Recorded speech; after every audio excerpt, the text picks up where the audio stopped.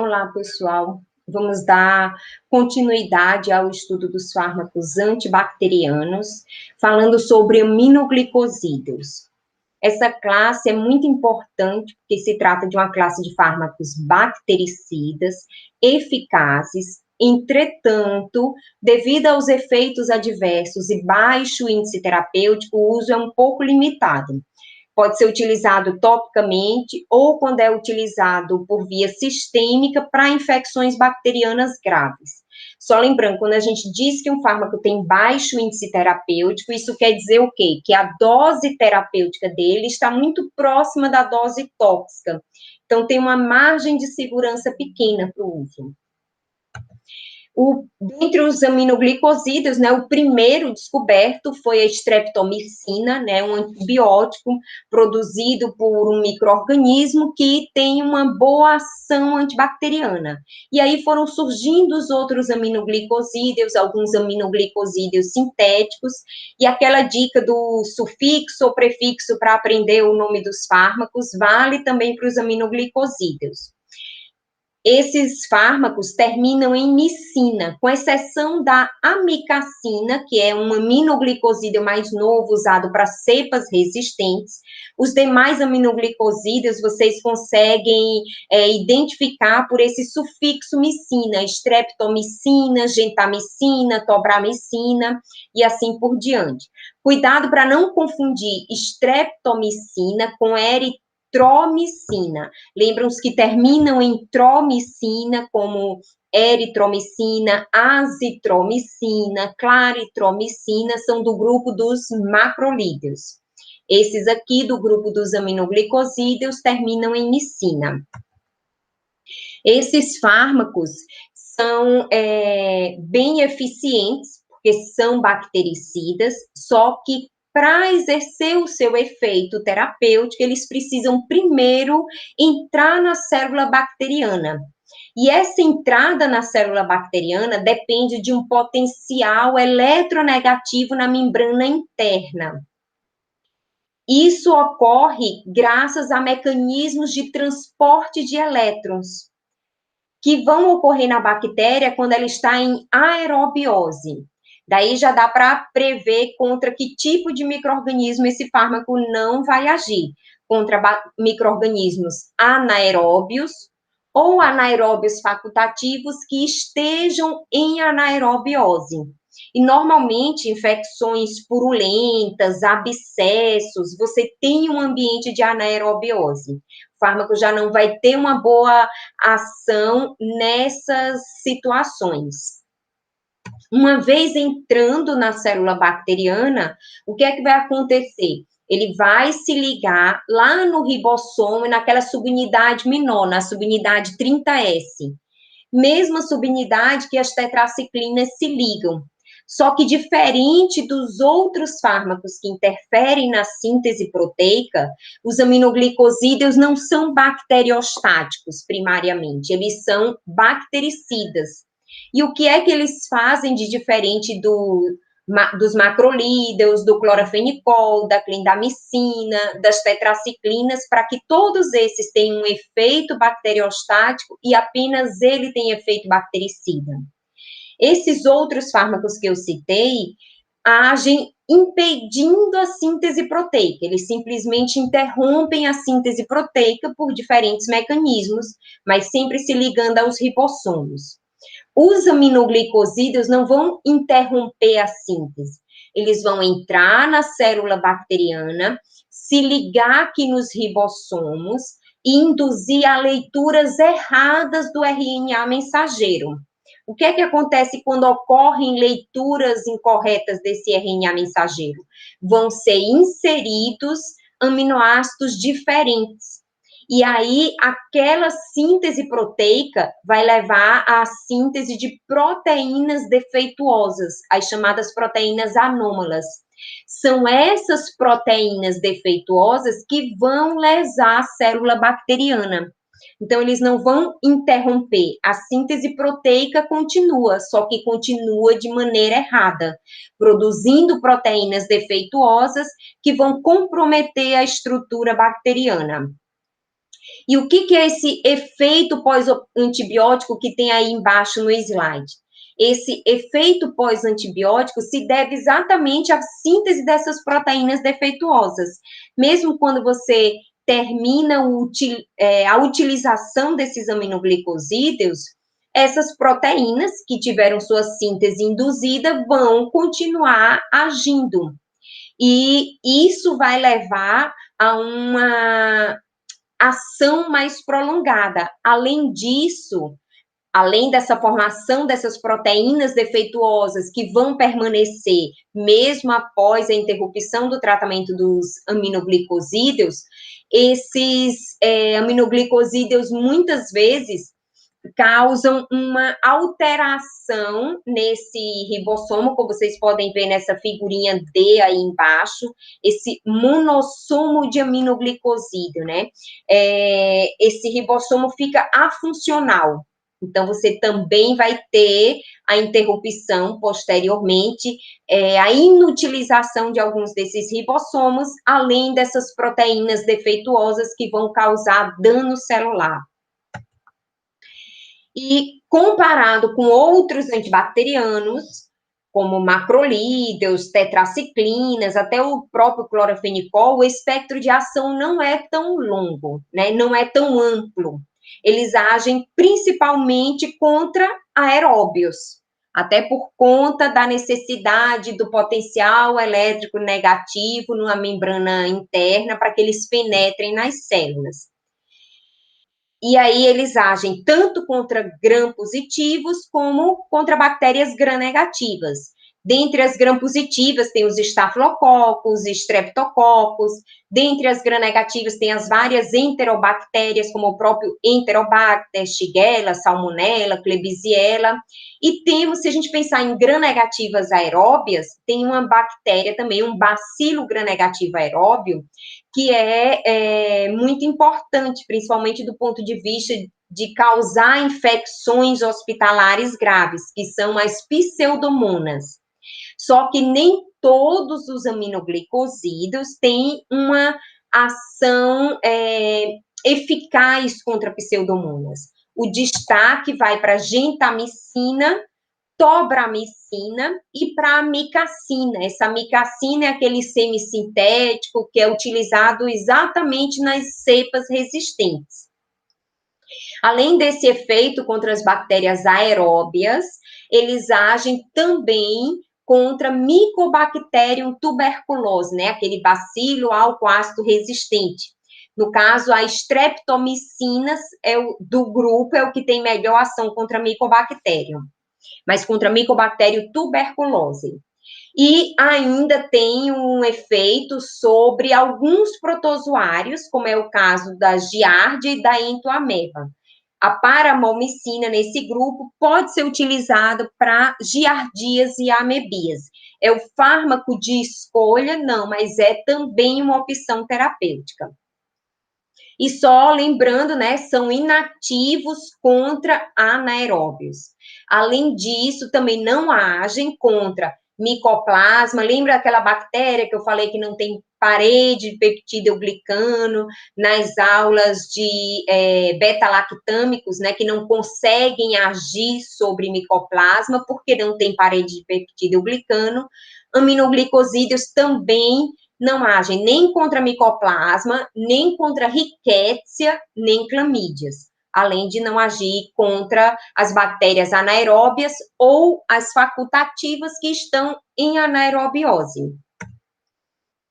Bom, quanto à farmacocinética, administrado por via oral, eles são pobremente absorvidos, praticamente são eliminados junto com as fezes. A não ser que você queira uma ação na própria luz intestinal, como é no caso das giardias e amebias intestinal, a via de administração ideal é a parenteral, quando é uma infecção sistêmica, ou tópica, se for para uma infecção localizada superficial.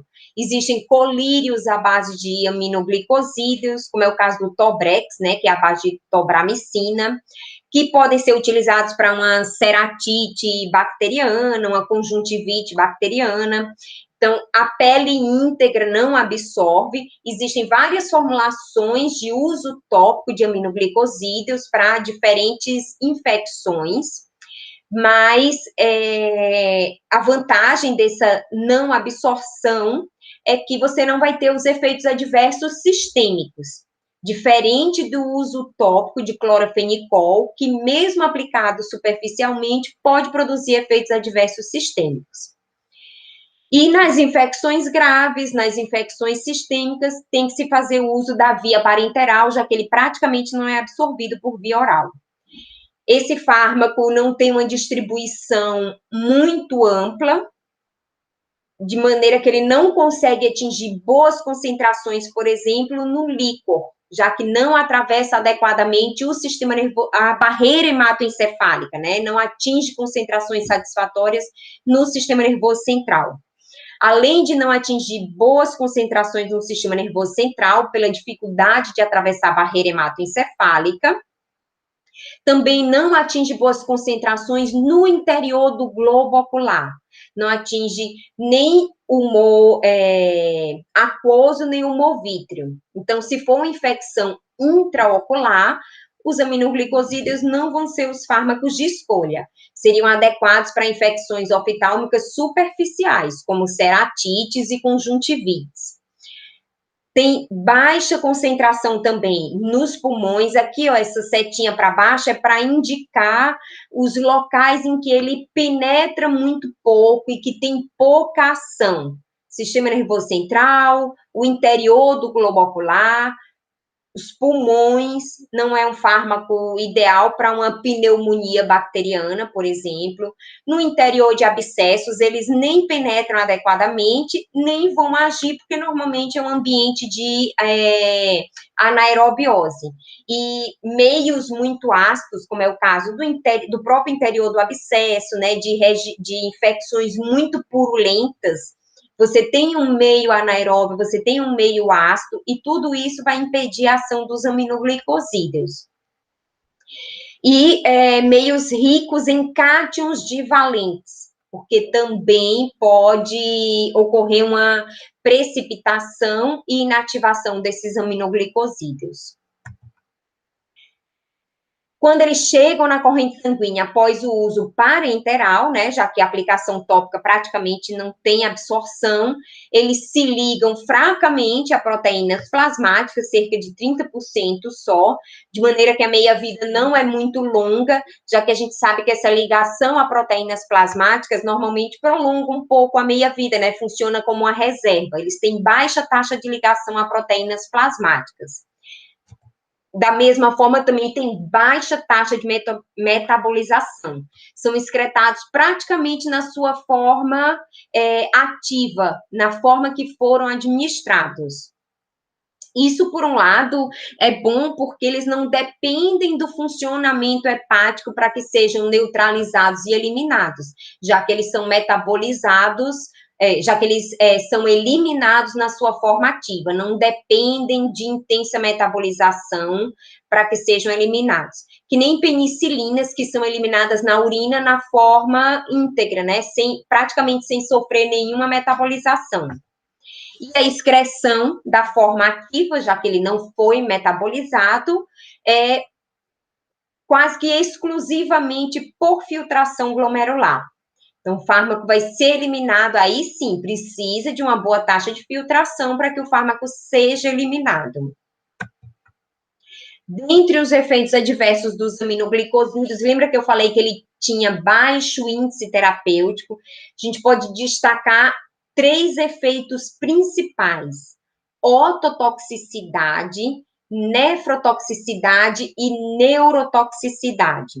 Então, são fármacos que podem produzir surdez, lesão coclear, com perda auditiva, podem produzir nefrotoxicidade, inclusive insuficiência renal aguda. Tem que se ficar atento para pacientes já com lesões prévias, com enfermidades prévias renais, e podem causar bloqueio neuromuscular não despolarizante.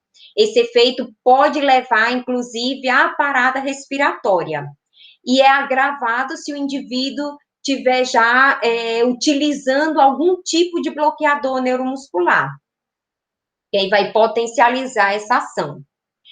Outros efeitos menos graves, né, e menos comuns, até que se destacam menos para os aminoglicosídeos, são distúrbios gastrointestinais, já que muitas vezes eles são utilizados só topicamente ou por via parenteral, você não vai observar esses distúrbios, a não ser quando é feita a administração por via oral. Então, mal-estar, cólica, pode acontecer eventualmente, mas não é tão frequente, feito esses 3 primeiros, que são os principais. E a alergia. Alergia é mais comum em outros fármacos, mas óbvio também pode acontecer com os aminoglicosídeos. E são contraindicados na gestação, até por conta desses efeitos também de ototoxicidade, de nefrotoxicidade, de neurotoxicidade, não devem ser utilizados durante a gestação. Quantas interações a gente pode ter, situações em que precise se utilizar mais de um fármaco. Aí existem aqueles fármacos que têm um efeito sinérgico, ou seja, quando utilizados de maneira concomitante, tem uma ação maior do que a soma de cada um separado, e tem aqueles fármacos que têm efeito antagônico.